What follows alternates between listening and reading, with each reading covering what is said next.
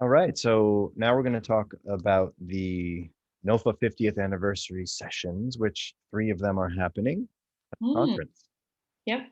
And that's really exciting. 1971, the first NOFA gathering officially happened, and this is our opportunity to honor that. And I'm really excited because we've gathered through no effort of my own, really. It's the effort of these presenters and these interstate council members that have been with us for so long.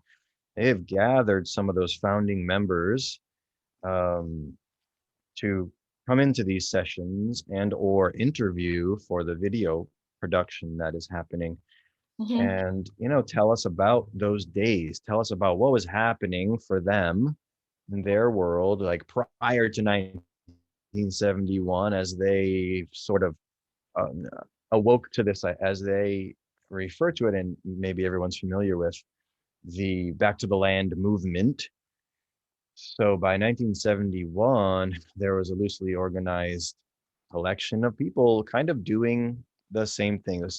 Starting to want to reintroduce the way of life of working land and relating to land, being nurtured by land. And Hmm. that's, we'll hear more about that directly from them, as what was going on for them at that time and then why they organized. So that's a big part of this organization as a whole. And I think, a lot of folks can relate to that, you know, growth in their own minds. Cause from my perspective, I started gravitating toward agriculture and toward farms in the early 2000s.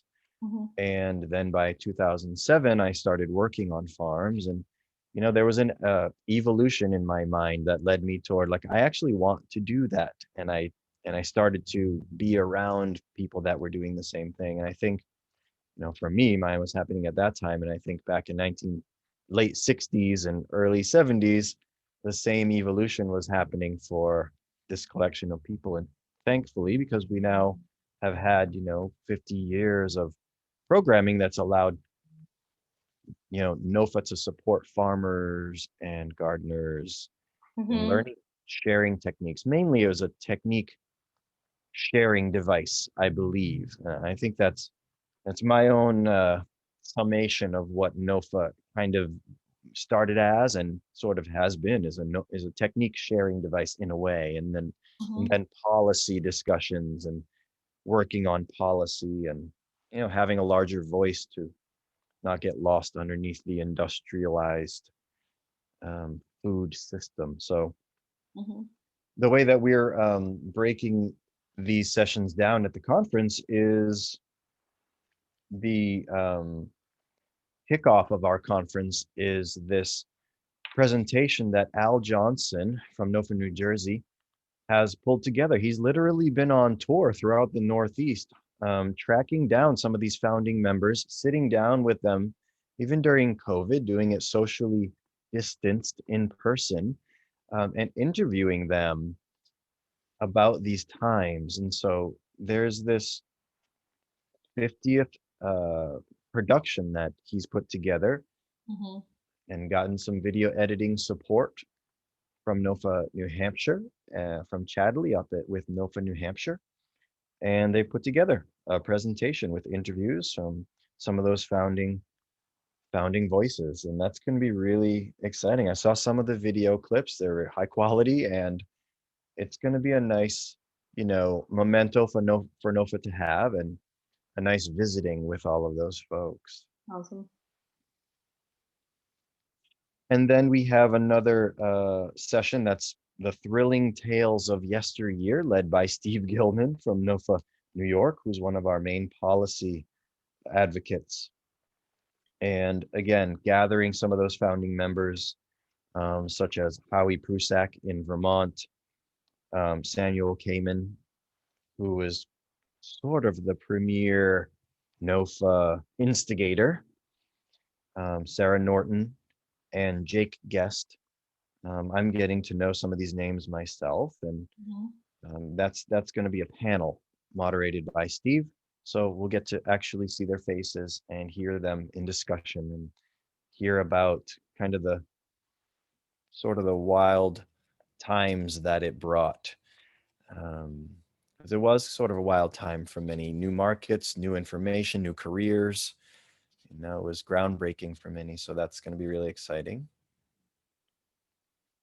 And then the conference will actually finish with a discussion led by Elizabeth Henderson, one of our favorite NOFA, long-term NOFA founding members. She's going to be moderating a group of old timers and new timers to get together, ask each other questions. So I like this meeting of the past and the present. That sounds fun. Yeah, and it's honoring this. It's honoring this theme that we've kind of been running the conference through. Of, we're still growing as an organization. NOFA has been around for 50 years, and really, that's just a seed that's been planted. There's a long way to go. There's a lot of evolution that's happening in the minds of NOFA, NOFA members, NOFA staff, the broader community, just the organic ag community, the regenerative ag community in general. That's happening right now that really bodes well for a future that, is more of a lot of things. It's more inclusive, honoring the sources of information that have allowed us to create careers and educational programs. So I think there is an evolution that's happening in our minds across the Northeast and throughout our organization. And this one will be meeting the old school and the new school of NOFA. So we're looking at Onika Abraham, the director of the farm school in New York, who has keynoted some NOFA events in the past, NOFA Vermont and others. We're bringing in Steve Muno from Connecticut NOFA, Mm-hmm. who's a president of the NOFA board and a farmer himself. Iris Fenn Gillingham, who is still in college and is the daughter of an organic farmer and activist. So those are the new school, and they're going to ask some of the old schoolers. Um, Mike Mercer, who is Rhode Island's first organic composting business, highly respected in the state of Rhode Island, and um, renowned nice guy. um, Kevin Engelbert, first certified organic dairy farm. Joey Klein, the vegetable farmer for Deep Root Co-op.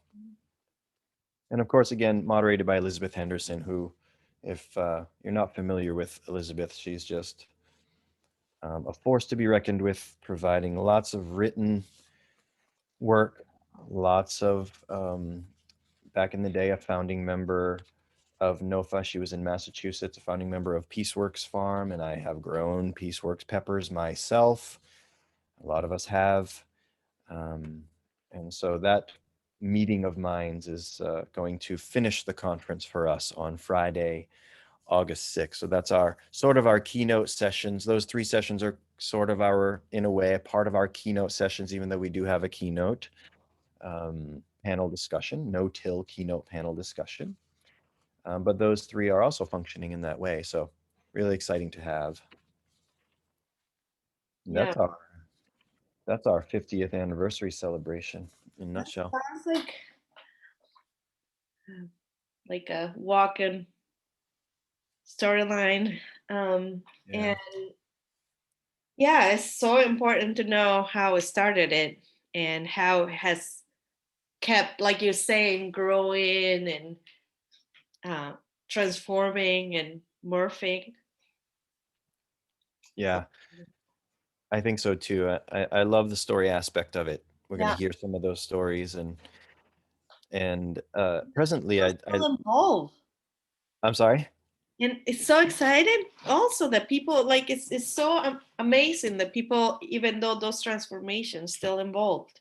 I know so many years. They're really dedicated to the organization of NOFA and the mission of organic farming, and as that definition keeps coming under like a transformative scrutiny, they're sticking with it. it's and I couldn't be doing my work with NOFA for like 6 years, without. It's so nice to have that long-standing, Mhm. history in the room. People like Julie Rawson, our prior executive director. I mean, so much experience, just nurtured us along in, you know, just with so much history. And Enid Wanacott from NOFA Vermont, who passed away a couple of years ago. I spent, quite a lot of time with her, and having her in the room, executive director since early 90s or late 80s of NOFA Vermont, like such history and such passion. Mhm.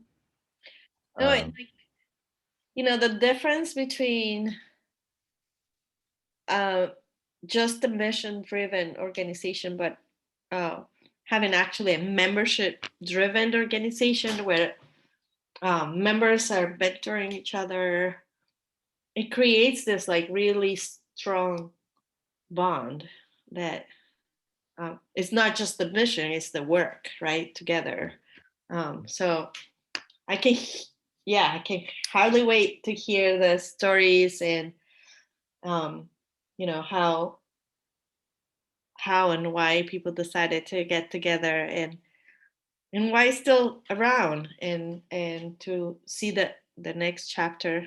I mean, it feels like 50 years and still going strong, and um, like you say, changing and transforming, and um, seeing the changes also in science and in theory, and mm, yeah, keeping up to date, and keeping yeah. us all in our toes on what we're gonna present and who's the best, and you know yeah, what is working and what is not. I think that, as a farmer myself, it's like, if you don't have an open mind to change things and shift, and we will be no food, be lab food in the table.